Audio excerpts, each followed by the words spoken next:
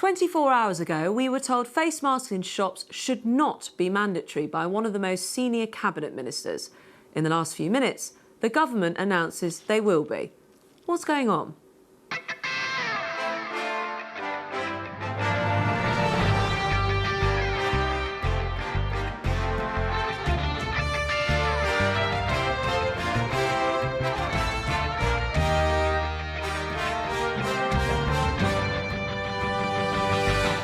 Also tonight, what were you doing in lockdown? At the beginning of the pandemic, we had a lot of toilet paper, toilet tissue, it was everywhere. Everywhere you went to, you literally had a pallet of toilet paper. We ask how COVID should change the way that we work. Hello, good evening. What a difference a day makes. Yesterday morning, Senior Minister Michael Gove said this.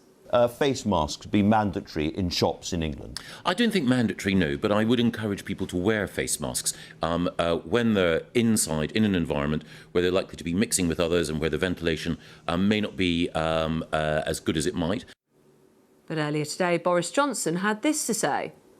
Yes, face coverings I think people should be wearing in shops. And in terms of how we do that, whether we make it mandatory or not, we'll be looking at the guidance. We'll be saying a little bit more in the next few days. It was obvious there was some discord around the cabinet table about the effectiveness of face masks, and it wasn't a few days because only a few minutes ago the government officially announced a policy change. Face coverings will be mandatory in shops and supermarkets in England from July 24th, 11 days from now, and a full month on from shops being able to reopen in England. A Number 10 spokesperson said there is growing evidence that wearing a face covering in an enclosed space helps protect individuals and those around them from coronavirus. In Scotland, Germany, Spain, Italy and Greece, it is already compulsory to wear face coverings inside shops. Tonight we ask, why did the change of tack take so long compared to other countries? And how will the government enforce this? Nick Watt is here. Nick, how did this come about? Well, the government's made this decision after looking at evidence from the World Health Organization and the Royal Society. And what this suggests is that if an infected person wears a face covering, that reduces the transmission rate. Now, that's been known for some time. But what this evidence also showed is that if an uninfected person wears a face covering, that will provide some protection for them. Now, as you say, this will apply in England. It is already the case in Scotland that it is compulsory to wear a face covering if you go into a shop. Now, in England, the police are going to enforce this. It'll be a fine of £100 if you don't comply. That will be reduced to £50 if you pay within 14 days. But it's been quite a journey to get here. Just a few months ago, the WHO was pretty equivocal on this. It did talk about how infected people, it would reduce the transmission from them. But then they said you need to balance that against the possibility of changing behaviour amongst people and that people might become complacent over social distancing. And back in March, Jenny Harris, who's the Deputy Chief Medical Officer, she reflected some of that thinking when she talked about how wearing a face mask could, in certain circumstances, actually increase the risk. She said that people would just have one mask. They might put it down on an unclean surface, and that then, as she said, could trap the virus. And what's been the reaction to this change of tack? Well, Jonathan Ashworth, who is the Shadow Health Secretary, he says that the government is guilty of slow and muddled thinking and a response on this. He said on May the 11th, there was government guidance recommending face covering in confined spaces. We've now waited 2 months to get here, and now it's another 11 days until this comes into force. Well, thank you. We did ask the government to join us, but nobody was available. We're joined now by Sarah Owen, a Labour member of the Health Select Committee, and the former Conservative Health Secretary, Lord Lansley. Welcome to both of you. If I may start with you, Lord Lansley.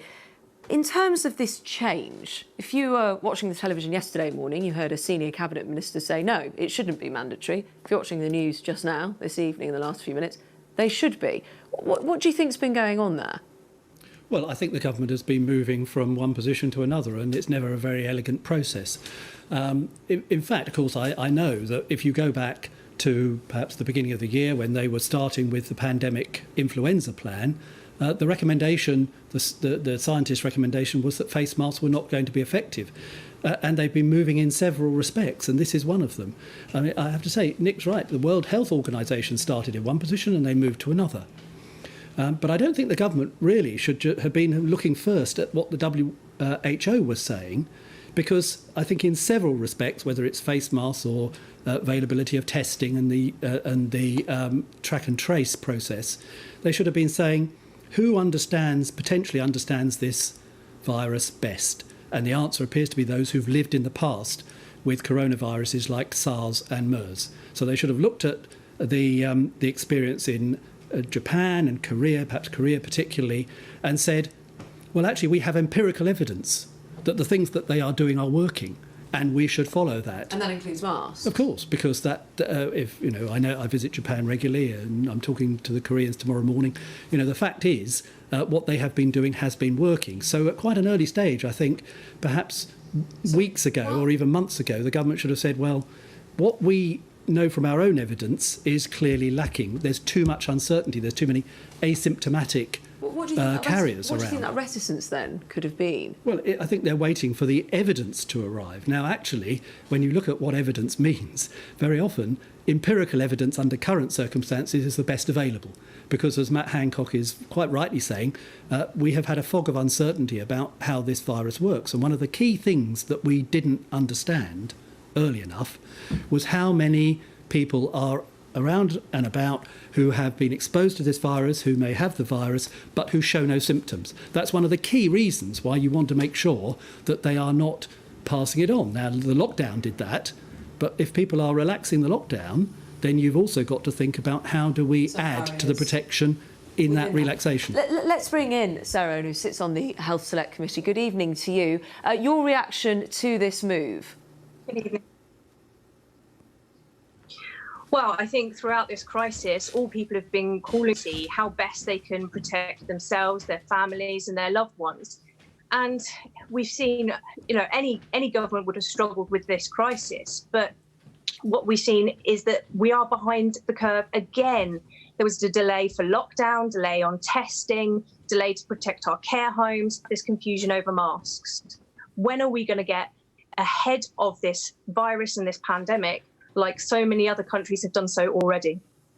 What do you make of that point there, that we are behind? That's a concern. We're not unique in that respect. I mean, you could, for example, look at Australia, who are in exactly the same position, with ministers changing their advice even in the last 2 days. We're behind Scotland in England. Well, in terms of face coverings. I can't. As much closer to home. The decisions that Scotland have made, but in truth, Scotland have been making what effectively now becomes the same decision in quite close to the same time frame, and I think that's true because we in the United Kingdom, we in the Australians, a number of other countries are shifting from a form of pandemic planning that was inappropriate to one that is now based on better evidence. But we are just talking, I'll bring Sarah back in just a moment, but we are talking about literally yesterday, one of the most senior cabinet ministers. Yeah, I know. Sitting in this very studio talking to my colleagues saying, no, I don't think we should. I mean, no, he didn't quite say that. To be fair, ministers have been very clear for weeks mandatory. that it was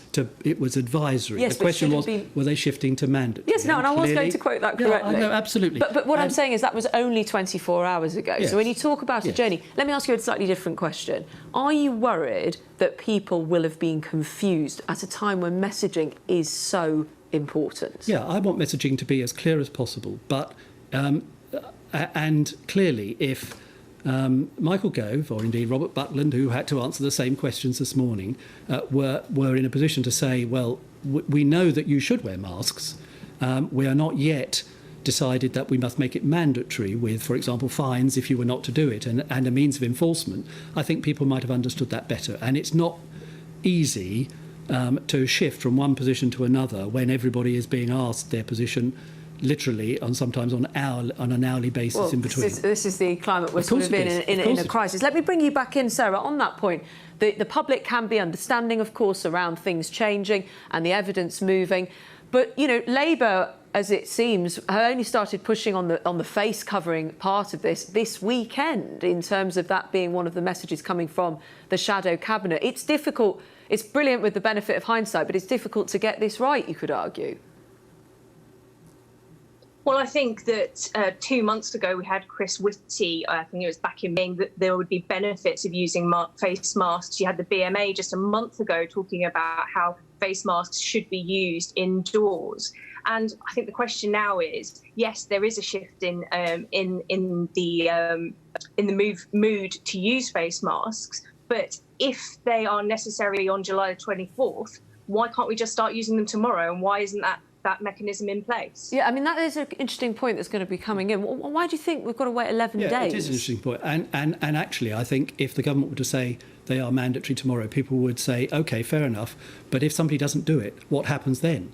If I don't have a mask, what do I do about that? If the shop doesn't have enough masks for everybody who is coming, what are we supposed to do about it? Are they going to stop us shopping?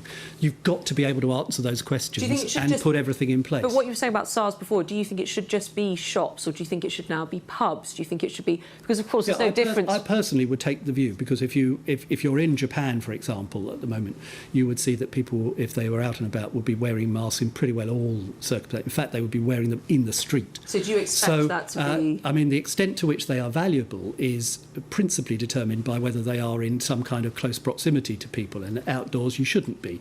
And what we mustn't do is allow wearing a mask to reduce social distancing or reduce hand washing or all the things that are most proven to be helpful. But I was just going to say, you could envision a situation where it's extended beyond shops and supermarkets based on that. Let me because we're relaxing the lockdown for some considerable time. So we've actually, if we're not going to go back into a full lockdown again, this is how we've got to make sure that this situation is sustainable long term. Sarah, let me just bring you back in on the idea of fining people who are not wearing masks. Of course, penalties hit people right across society, but we are also now in a very difficult economic situation that we're starting to get to grips with. Do you support that, people being fined?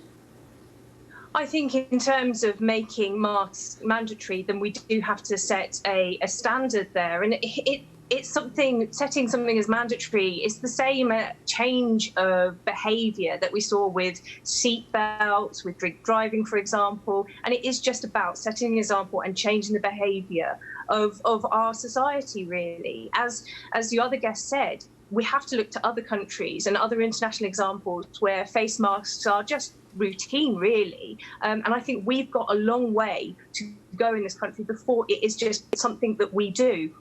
So, and thank just you. as much as it was that it was... Yeah, we're going to have to leave it at that point, but we've got that point. Thank you very much for your time this evening. Thank you to you as well.